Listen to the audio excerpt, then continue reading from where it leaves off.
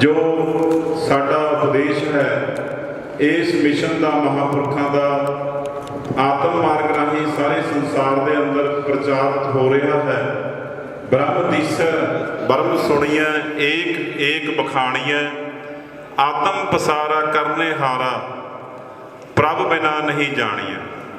सो उसे ही उपदेश के अंदर यह संस्था बना के प्रचार कर रहे हैं। करोना काल के अंदर सारिया ही संस्थावां ने सेवा की। रतवाड़ा साहब तो किन्नी सेवावां महापुरखों राही कीतियां गईयां, कोई गिणती मिणती नहीं है। इन्हां ने भी 300 टन जो अनाज है हरिमंदर साहब पहुँचाया इन्हां दी संस्था वालों, मलेरकोटले वालों। हुण भी 3 जो बार्डर हैं जिन्हां दे उत्ते मोर्चा लग्या होया है, इन्हां वालों लंगर चलाए जा रहे हैं। जिवें अपनी संस्था वालों महापुरखों का कितना बड़ा उपराला है, लगातार किन्ने दिन हो चुके हैं। सो उसकी रहनुमाई इस ट्रस्ट के जो चेयरमैन साहब महापुरख समय समय के उत्ते मिनट मिनट की जानकारी लैके जो समय की स्थिति है उस नूं भांपते हुए उत्थे सहायता दी जा रही है। सो उत्थों ये बहुत ही प्यारी रूह जो आप जी दर्शन कर रहे हो पहुँचे हैं।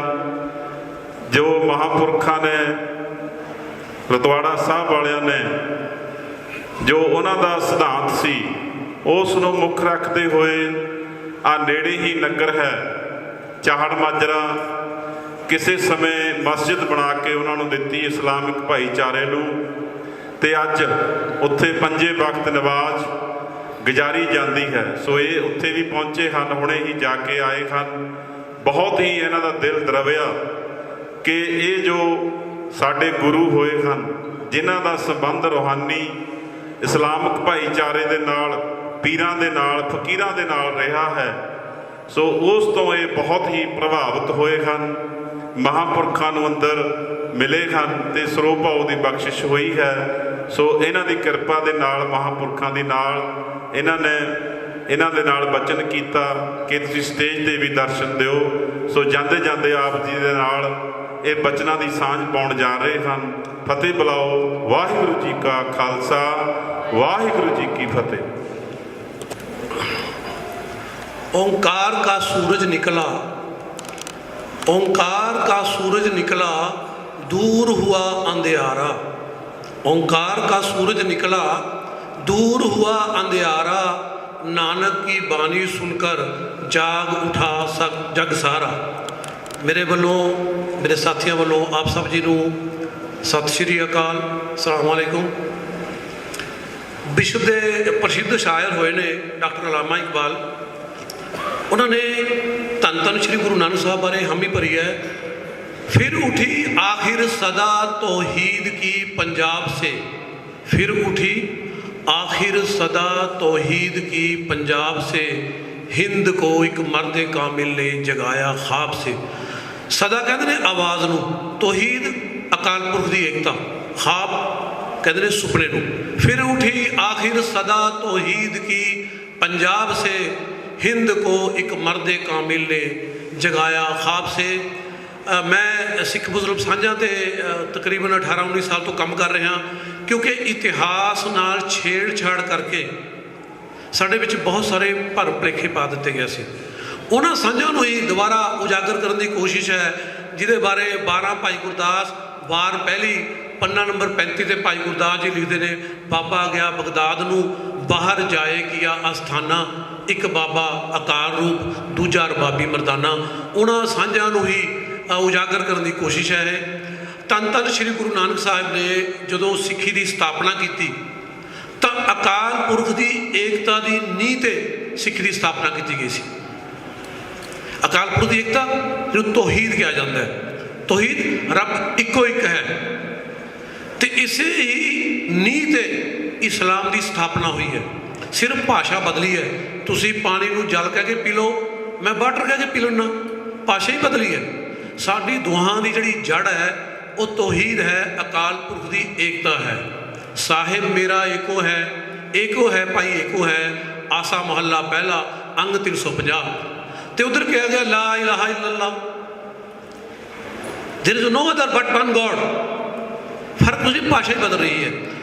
ਜਦੋਂ ਧੰਨ ਧੰਨ ਸ਼੍ਰੀ ਗੁਰੂ ਨਾਨਕ ਸਾਹਿਬ ਦਾ ਆਗਮਨ ਹੁੰਦਾ ਹੈ 15 ਅਪ੍ਰੈਲ 1469 ਨੂੰ, ਤਾਂ ਇੱਕ ਮੁਸਲਮਾਨ ਦਾਈ ਦੌਲਤਾਂ ਨੂੰ ਸੱਦਿਆ ਜਾਂਦਾ ਹੈ ਗੁਰੂ ਸਾਹਿਬ ਦੇ ਆਗਮਨ ਤੇ ਉਸ ਦ੍ਰਿਸ਼ ਨੂੰ, ਉਸ ਖੂਬਸੂਰਤ ਦ੍ਰਿਸ਼ ਨੂੰ ਪ੍ਰਸਿੱਧ ਸਿੱਖ ਵਿਦਵਾਨ ਤੇ ਕਵੀ ਪ੍ਰੋਫੈਸਰ ਮੋਹਨ ਸਿੰਘ ਜੀ ਨਾਨਕ ਪ੍ਰਕਾਸ਼ ਪੱਤਰਕਾ ਮਾਰਚ 1975 'ਚ ਆਪਣੇ ਸ਼ਬਦਾਂ ਵਿੱਚ ਪਰੋਂਦੇ ਹੋਏ ਲਿਖਦੇ ਨੇ, ਉਸੇ ਹੀ ਪਲ ਜਨਮਿਆ ਕਾਲੂ ਦੇ ਘਰ ਬਾਲ, ਮਾਤਾ ਤਿਰਪਤਾ ਹੋ ਗਈ ਤੱਕਨ ਸਾਰ ਨਿਹਾਲ, ਲਾਇਆ ਦਾਈ ਦੌਲਤਾਂ ਚੁੱਕ ਕਲੇਜੇ ਨਾਲ, ਕੋਸੇ ਪਾਣੀ ਨਾਲ ਫਿਰ ਦਿੱਤਾ ਤੁਰਤ ਨਿਹਾਲ, ਪੱਟ ਦੇ ਵਿੱਚ ਲਪੇਟਿਆ ਕੀਤੀ ਤੁਰਤ ਸੰਭਾਲ। ਪੱਟ ਕਹਿੰਦੇ ਨੇ ਰੇਸ਼ਮੀ ਕੱਪੜੇ ਨੂੰ, ਪੱਟ ਦੇ ਵਿੱਚ ਲਪੇਟਿਆ ਕੀਤੀ ਤੁਰਤ ਸੰਭਾਲ, ਫਿਰ ਬਿਸਮਿਲ੍ਲਾ ਆਖ ਕੇ ਦਿੱਤਾ ਸ਼ਹਿਦ ਚਟਾਲ, ਫਿਰ ਬਿਸਮਿਲ੍ਲਾ ਆਖ ਕੇ ਦਿੱਤਾ ਸ਼ਹਿਦ ਚਟਾਲ। ਜਦੋਂ ਧੰਨ ਧੰਨ ਸ਼੍ਰੀ ਗੁਰੂ ਨਾਨਕ ਸਾਹਿਬ ਦਾ ਆਗਮਨ ਹੁੰਦਾ ਹੈ ਤਾਂ ਇੱਕ ਮੁਸਲਮਾਨ ਦਾਈ ਦੌਲਤਾਂ ਨੇ ਗੁਰੂ ਸਾਹਿਬ ਦਾ ਆਗਮਨ ਹੁੰਦੇ ਹੀ ਗੁਰੂ ਸਾਹਿਬ ਨੂੰ ਚੁੱਕ ਕੇ ਆਪਣੀ ਛਾਤੀ ਨਾਲ ਲਾ ਲਿਆ ਤੇ ਫਿਰ ਕੋਸੇ ਪਾਣੀ ਨਾਲ ਇਸ਼ਨਾਨ ਕਰਾ ਕੇ ਰੇਸ਼ਮੀ ਕੱਪੜੇ ਪਾ ਦਿੱਤੇ। ਉਸ ਤੋਂ ਮਗਰੋਂ ਬਿਸਮਿਲ੍ਲਾ ਪੜ੍ਹ ਕੇ ਸ਼ਹਿਦ ਚਟਾ ਕੇ ਗੁੜਤੀ ਦੇ ਦਿੱਤੀ। ਸਾਡੀ ਸਾਂਝਾਂ ਦਾ ਸਿਲਸਿਲਾ ਦੇਖੋ ਸ਼ੁਰੂ ਹੋ ਰਿਹਾ। ਧੰਨ ਧੰਨ ਸ਼੍ਰੀ ਗੁਰੂ ਨਾਨਕ ਸਾਹਿਬ ਨੂੰ ਗੁੜਤੀ ਹੀ ਇੱਕ ਮੁਸਲਮਾਨ ਦਾਈ ਦੌਲਤਾਂ ਵੱਲੋਂ ਦਿੱਤੀ ਗਈ ਸੀ। ਇਸ ਤੋਂ ਪਿੱਛੇ ਜਿਹੜਾ ਇਤਿਹਾਸ, ਸਿੱਖ ਇਤਿਹਾਸ ਇਸ ਗੱਲ ਦੀ ਗਵਾਹੀ ਭਰਦਾ ਹੈ ਕਿ ਸ਼੍ਰੀ ਗੁਰੂ ਨਾਨਕ ਸਾਹਿਬ ਦੇ ਆਗਮਨ ਤੋਂ ਪਹਿਲਾਂ ਹੀ ਸਾਡੀਆਂ ਸਾਂਝਾਂ ਦਾ ਸਿਲਸਿਲਾ ਸ਼ੁਰੂ ਹੋ ਗਿਆ ਸੀ। ਜਿਵੇਂ ਰਸਾਲਾ ਸੰਤ ਸਿਪਾਹੀ ਨਵੰਬਰ 1956 'ਚ ਲਿਖਦੇ ਨੇ ਇੱਕ ਸਿੱਖ ਵਿਦਵਾਨ ਕਿ ਇੱਕ ਮੁਸਲਮਾਨ ਫਕੀਰ ਨੇ ਧੰਨ ਧੰਨ ਸ਼੍ਰੀ ਗੁਰੂ ਨਾਨਕ ਸਾਹਿਬ ਦੇ ਪਿਤਾ ਜੀ ਨੂੰ ਆਪ ਦੇ ਆਗਮਨ ਦੀ ਬਸ਼ਾਰਤ ਦੇ ਦਿੱਤੀ ਸੀ।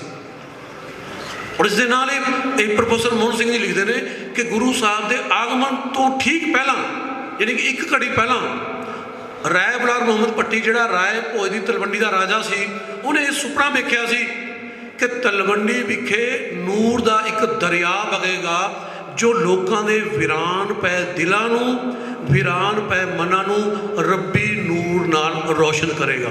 ਇਹ ਸਾਡਾ ਸੀ ਸਿਲਸਿਲਾ ਸਾਂਝਾਂ ਦਾ। ਇਸੇ ਬਾਰੇ ਗਿਆਨੀ ਸੇਵਾ ਸਿੰਘ ਜੀ ਕਮਲ ਗੁਰਮਤਿ ਪ੍ਰਕਾਸ਼ ਮਾਰਚ 1962 ਵਿੱਚ ਲਿਖਦੇ ਨੇ ਕਿ ਸੰਸਾਰ ਵਿੱਚ ਸਭ ਤੋਂ ਪਹਿਲਾਂ ਜੇ ਧੰਨ ਧੰਨ ਸ਼੍ਰੀ ਗੁਰੂ ਨਾਨਕ ਸਾਹਿਬ ਦੇ ਨੂਰ ਵਾਲੇ ਮੁਖੜੇ ਨੂੰ ਕਿਸੇ ਨੇ ਵੇਖਣ ਦਾ ਮਾਣ ਪ੍ਰਾਪਤ ਕੀਤਾ ਸੀ ਤਾਂ ਉਹ ਇੱਕ ਮੁਸਲਮਾਨ ਦਾਈ ਦੌਲਤਾਂ ਸੀ। ਤੇ ਬਾਅਦ ਇਤਿਹਾਸ ਨੇ ਗੇੜਾ ਖਾਧਾ, ਹਾਲਾਤ ਵਿਗੜਦੇ ਚਲੇ ਗਏ, ਲੇਕਿਨ ਗੁਰੂ ਸਾਹਿਬ ਦਾ ਇਸ ਦੇ ਨਾਲ ਇੱਕ ਫਰਮਾਨ ਹੈ, ਕੂੜ ਨਿਖੱਟੇ ਨਾਨਕਾ ਉੜਕ ਸੱਚ ਰਹੀ। ਤੁਸੀਂ ਸੱਚ ਨੂੰ ਝੂਠ ਨਾਲ ਕੁਝ ਸਮੇਂ ਵਾਸਤੇ ਦਬਾ ਤਾਂ ਸਕਦੇ ਹੋ ਪਰ ਮਿਟਾ ਨਹੀਂ ਸਕਦੇ, ਕਿਉਂਕਿ ਧੰਨ ਧੰਨ ਸ਼੍ਰੀ ਗੁਰੂ ਨਾਨਕ ਸਾਹਿਬ ਨੇ ਅਕਾਲ ਪੁਰਖ ਦੀ ਏਕਤਾ ਦੀ ਨੀਂਹ ਤੇ ਸਿੱਖੀ ਦੀ ਸਥਾਪਨਾ ਕਰਕੇ ਇਸਲਾਮ ਨਾਲ ਇੱਕ ਅਜਿਹੀ ਸਾਂਝ ਕਾਇਮ ਕੀਤੀ ਸੀ ਜਿਸ ਦੀ ਉਦਾਹਰਣ ਇੱਕ ਅਜਿਹੇ ਪੇੜ ਵਾਂਗ ਹੈ, ਅਜਿਹੇ ਦਰਖਤ ਵਾਂਗ ਹੈ ਜਿਹਦੀਆਂ ਦੋ ਬ੍ਰਾਂਚਸ ਹੋਣ, ਦੋ ਸ਼ਾਖਾ ਹੋਣ, ਪਰ ਉਹਨਾਂ ਦੀ ਜੜ ਇੱਕ ਹੋਵੇ। ਸਿੱਖ ਤੇ ਮੁਸਲਮਾਨ ਉਹੀ ਦੋ ਬ੍ਰਾਂਚਸ ਹਨ, ਉਹੀ ਦੋ ਸ਼ਾਖਾ ਹਨ। ਮੈਂ ਇਸ ਬਾਰੇ ਥੋੜ੍ਹੀ ਜਿਹੀ ਜਿਸ ਤਰ੍ਹਾਂ ਦੇ ਹਾਲਾਤ ਚੱਲ ਰਹੇ ਨੇ, ਮੈਂ 2-4 ਮਿੰਟ ਗੱਲ ਕਰਕੇ ਆਪਣੀ ਗੱਲ ਖਤਮ ਕਰਾਂਗਾ। ਸਭ ਤੋਂ ਬੜੀ ਜਿਹੜੀ ਜ਼ਰੂਰਤ ਹੈ, ਮੈਂ ਸਿੰਘੂ ਬਾਰਡਰ ਦੇ ਵੀ ਕਿਹਾ ਸੀ, ਇਸ ਵੇਲੇ ਸਾਨੂੰ ਆਪਣੀ ਏਕਤਾ ਕਾਇਮ ਰੱਖਣ ਦੀ ਲੋੜ ਹੈ, ਕਿਉਂਕਿ ਜਿਹੜੇ ਸਾਡੇ ਵਿਰੋਧੀ ਨੇ ਸਾਡੀ ਏਕਤਾ ਨੂੰ ਖਤਮ ਕਰਕੇ ਹੀ ਸਾਨੂੰ ਕਮਜ਼ੋਰ ਕਰ ਸਕਦੇ ਨੇ, ਜਿਹਦੇ ਬਾਰੇ ਏਕਤਾ ਬਾਰੇ ਦੋਹਾਂ ਧਰਮਾਂ 'ਚ ਬੜੀ ਠੋਸ ਤੇ ਵਾਜ਼ੇਹ ਸਿੱਖਿਆ ਦਿੱਤੀ ਗਈ ਹੈ। ਇਹ ਇੱਕ ਮੰਨੀ ਪਰਮੰਨੀ ਗੱਲ ਹੈ ਕਿ ਕਿਸੇ ਵੀ ਕੌਮ ਤੇ ਦੇਸ਼ ਦੀ ਜਿਹੜੀ ਹੈ ਤਰੱਕੀ 'ਚ, ਆਰਥਿਕ ਤੇ ਪਰਮਾਰਥਿਕ ਤਰੱਕੀ ਵਿੱਚ ਏਕਤਾ ਨੇ ਬਹੁਤ ਬੜਾ ਹਿੱਸਾ ਪਾਇਆ ਹੈ। ਸੱਚ ਤਾਂ ਇਹ ਹੈ ਕਿ ਏਕਤਾ ਤੋਂ ਬਿਨਾਂ ਕੋਈ ਕੌਮ ਇੱਕ ਕਦਮ ਅੱਗੇ ਨਹੀਂ ਵਧ ਸਕਦੀ। ਸੰਸਾਰ ਦਾ ਇਤਿਹਾਸ ਗਵਾਹ ਹੈ ਕਿ ਜਿਨ੍ਹਾਂ ਕੌਮਾਂ ਨੇ ਅਨੇਕਤਾ ਨੂੰ ਅਪਣਾਇਆ ਤੇ ਫੁੱਟ ਨੂੰ ਪਿਆਰਿਆ ਹੈ, ਉਹ ਸੰਸਾਰ ਦੀ ਦੌੜ ਵਿੱਚ ਸਦਾ ਹੀ ਪਿੱਛੇ ਰਹੀਆਂ। ਇਸੇ ਕਰਕੇ ਗੁਰਬਾਣੀ ਦਾ ਫਰਮਾਨ ਹੈ, ਮਿਲਵੇ ਕੀ ਮਹਿਮਾ ਬਰਨ ਸਾਕੋ ਨਾਨਕ ਪਰੈ ਪਰੀਲਾ। ਸ਼੍ਰੀ ਗੁਰੂ ਗ੍ਰੰਥ ਸਾਹਿਬ ਗੁਜਰੀ ਮਹੱਲਾ 5ਵਾਂ ਅੰਗ 498। ਮੈਂ ਮਿਲ ਬੈਠਣ ਤੇ ਏਕਤਾ ਦੀ ਮਹਿਮਾ ਵਰਣਨ ਨਹੀਂ ਕਰ ਸਕਦਾ, ਇਹ ਪਰੇ ਤੋਂ ਪਰੇ ਉੱਚੀ ਤੋਂ ਉੱਚੀ ਹੈ। ਕੁਰਾਨ ਵੀ ਇਹ ਸਿੱਖਿਆ ਦਿੰਦਾ ਹੈ, ਵਸੁਲਹੁ ਖੈਰ। ਕੁਰਾਨ ਮਜੀਦ ਅਧਿਆਏ ਅਨ-ਨਿਸਾ ਆਇਤ ਨੰਬਰ ਜਾਂ ਪੰਕਤੀ ਨੰਬਰ 128। ਅਰਥਾਤ ਸੁਲਹ ਏਕਤਾ ਮਿਲ ਬੈਠਣਾ ਸਭ ਤੋਂ ਚੰਗੀ ਗੱਲ ਹੈ। ਇਸ ਲਈ ਸਾਨੂੰ ਲੋੜ ਹੈ ਅਸੀਂ ਗੁਰੂ ਸਾਹਿਬ ਦੇ ਫਰਮਾਏ ਹੋਏ ਜਿਹੜੀ ਉਹਨਾਂ ਦਾ ਇੱਕ ਬਾਣੀ ਹੈ ਸੂਹੀ ਮਹੱਲਾ ਪਹਿਲਾ ਅੰਗ 766 ਤੇ ਸਾਂਝ ਕਰੀਜੇ ਗੁਨਾਹ ਕੇਰੀ ਛੋੜ ਅਬ ਗੁਮ ਚਲੀਏ। ਕਿਉਂਕਿ ਸੰਸਾਰ ਵਿੱਚ ਕੋਈ ਵੀ ਜਾਤੀ ਕੋਈ ਵੀ ਜਿਹੜੀ ਕੌਮ ਹੈ ਉਹਦੇ ਵਿੱਚ ਅੱਛੇ ਬੁਰੇ ਦੋਵੇਂ ਲੋਕ ਹੁੰਦੇ ਨੇ। ਸੰਸਾਰ ਦੀ ਹਰ ਜਾਤੀ ਵਿੱਚ ਅੱਛੇ ਬੁਰੇ ਸਿਆਣੇ ਮੂਰਖ ਵਿਦਵਾਨ ਅਨਪੜ੍ਹ ਗਰੀਬ ਤੇ ਅਮੀਰ ਨੇਕ ਤੇ ਬੁਰੇ ਲੋਕ ਹੁੰਦੇ ਨੇ। ਇੱਕ ਆਦਮੀ ਦੀ ਨੇਕੀ ਤੋਂ ਸਾਰੀ ਕੌਮ ਨੇਕ ਨਹੀਂ ਬਣ ਜਾਂਦੀ ਤੇ ਇੱਕ ਆਦਮੀ ਦੀ ਬੁਰਾਈ ਤੋਂ ਸਾਰੀ ਕੌਮ ਬੁਰੀ ਨਹੀਂ ਹੋ ਸਕਦੀ। ਅਸੀਂ ਆਪਣੇ ਗੁਰੂ ਸਾਹਿਬ ਦੇ ਇਸ ਫਰਮਾਏ ਹੋਏ ਫਰਮਾਨ ਦੇ ਅਸੂਲ ਦੇ ਅਨੁਸਾਰ ਕਿਸੇ 'ਚ ਅਗਰ ਬੁਰਾਈ ਹੈ ਉਹਨੂੰ ਛੱਡਦੇ ਹੋਏ ਉਹਦੀਆਂ ਚੰਗਿਆਈਆਂ ਨਾਲ ਸਾਂਝ ਪੈਦਾ ਕਰਕੇ ਆਪਣਾ ਜੀਵਨ ਗੁਜ਼ਾਰੀਏ ਤਾਂ ਕਿ ਅਸੀਂ ਖੁਦ ਵੀ ਖੁਸ਼ ਰਹੀਏ। ਔਰ ਜਿਹੜਾ ਗੁਰੂ ਸਾਹਿਬ ਦਾ ਫਰਮਾਨ ਹੈ ਮਾਨਸ ਕੀ ਜਾਤ ਸਭੇ ਕੇ ਪਹਿਚਾਨਵੋ ਉਹਦੇ ਪਰ ਅਸੀਂ ਆਪਣਾ ਅਮਲ ਪੈਰਾ ਰਹੀਏ। ਇੰਨੀਆਂ ਹੀ ਬੇਨਤੀਆਂ ਕਰਦਾ ਹੋਇਆ ਮੈਂ ਖਿਮਾ ਦਾ ਜਾਚਕ ਹਾਂ। ਬਹੁਤ ਬਹੁਤ ਧੰਨਵਾਦ ਕਿ ਕਿਸੇ ਪ੍ਰਕਾਰ ਦੀ ਕੋਈ ਗਲਤੀ ਹੋ ਗਈ ਹੋਵੇ ਤਾਂ ਮੈਂ ਉੱਚਾ ਸਮਝ ਕੇ ਆਪਣਾ ਮਾਫ ਕਰ ਦਿੰਦਾ। ਬਹੁਤ ਬਹੁਤ ਸ਼ੁਕਰੀਆ।